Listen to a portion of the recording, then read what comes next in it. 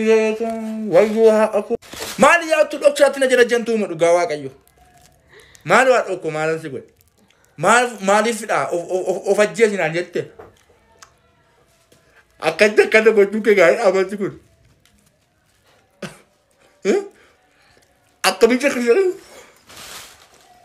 akkamitti akkasina gootanaan kun hunduu jechuudha garaagarummaa shamarran biyya Arabaa fi shamarran biyya keessaati jechuudha. Akka salphaatti sini ibsa. Shamarran biyya Arabaa jiranii akka ishee kanaatti dhiiga bo'oo jechuudha. Yeroo isaan bo'anii muudiin jijjiirameera jechuudha. Amma waan hundumtuu haallis jijjiirameera, yeroonis jijjiirameera. Baqa beekumsaanis jijjiiramaniiru waan ta'eef shamarran biyya keessaa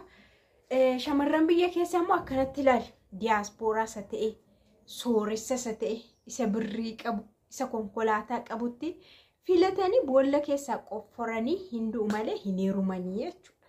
Shamarran keenya warra biyya Arabaa jiran immoo kunoo akkanatti boqonnaa dhabanii biyya namaatti boqonnaa dhabanii biyya keessatti boqonnaa dhabanii akkatti bo'oo jechuudha. Nama gaddisiisurree kun dhugaa waaqa garaagarummaa as gidduu jiru laala. Nagaan isiniif haa ta'u kabajamtoota hordoftoota kakutubee akkam jirtu nagaa keessanii an baay'ee nagaa kun galata waaqaa ta'u isin hunduu lafa jirtanitti nagaa isiniif haa baay'atu. Yaa shamarran keenyas amma waan hundumaa bara deemuu qabdu dhugaa maal baraama baraatti bo'uun qabdanii baraama baraattis gowwoomuun qabdanii baraama baraattis wanti kun isin irratti raawwachuu qabu jechuudha.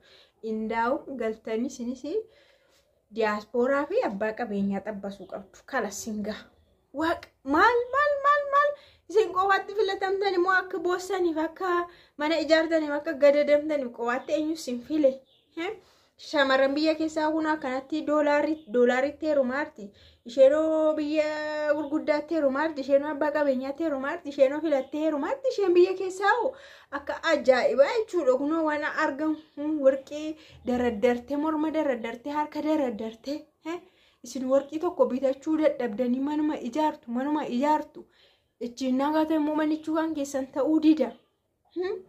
Kanaaf kun hunduu isinirra jijjiiramuu qaba. Isinirra jijjiiramuu qaba han jedhanii yaada kooti.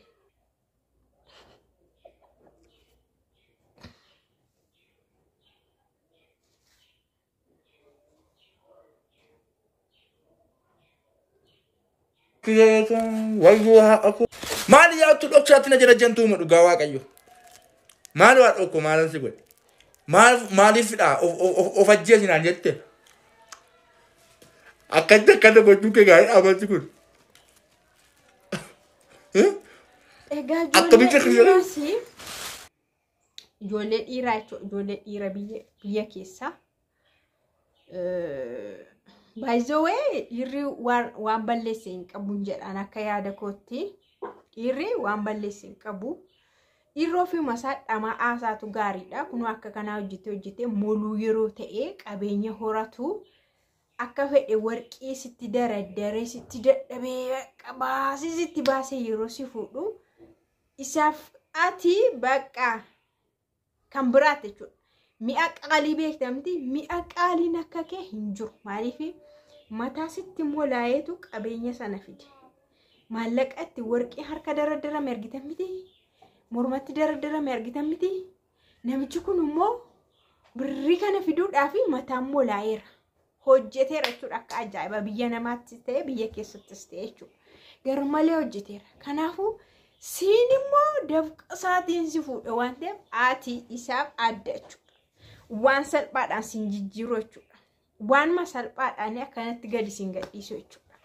Kanaaf bar gatii waan itti baasanii baay'ee namni ol kaawwata jechuudha. Waan mi'aa fakkeenyaaf mi'a qaalii tokko yoo bitatte mana kee keessatti yeroo hundaa'uun fayyadamtu gaaf iddoo baqa iddoo gaarii deemtu namoota baay'ee keessa deemtu gaafas faa kaawwatta gaafas faa uffatta akkasumaan ishee salbaajii wayii asharbaasharii wayii yoo ta'e immoo gabaas uffattee dhaqxa suuqistis rakkoon qabachuudha isheen.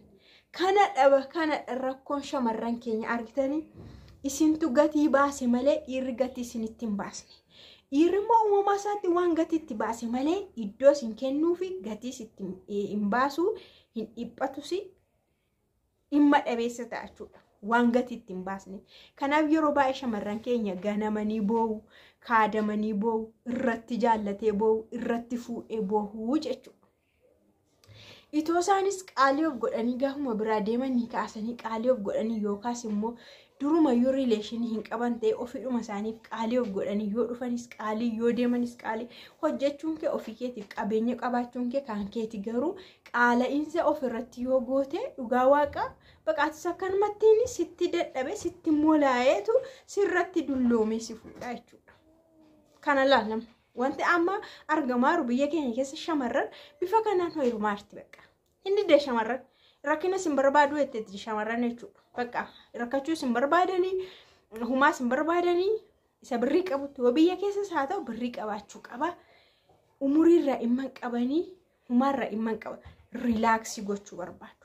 Baqa rakkachuun barbaadan qaala'insa kanatti rakkachuun barbaadanii suuraa amma yeroo amma gadi ba'u argaartu mitiire warqii quba hundatti dardarattee ufti namichi immoo nama hojjetedha yoo hin hojjenne ta'e umurii kananii inni seeviin godhanne yoo ta'e eessaa fida warqiiree eessaa fida manaara eessaa fida konkolaataa kana hunda seef godhachuuf immoo umuriin barbaachisaadha. Umuriin isaa xinnoo achi siquu qaba bara hojjetee jechuudha. Isa booda immoo filatee kunoo warra dhiiraa neerumtee rifeensa ishii jalaa eegishii jedhu achi yeroo ka'anii ujaanii iyyuu jechuudha. Kanaaf dargaggoonni ganaa taatanis hojii hojjedhaa qabeenya horadhaa umuriin rakkoon qabu. Umurii kamittillee fuudhuu dandeessu. Umurii kamittillee isheen heerumuu dandeessi jechuudha. Mucattiin kun aan TikTok irratti ishee beeka dhugaa waaqaachuun rifeensa garmalee dheeraa tokko qabdi baqa. Rifeensuma sanaan beekamtii argatte jechuudha. Rifeensa ishee baay'ee dheeraadha.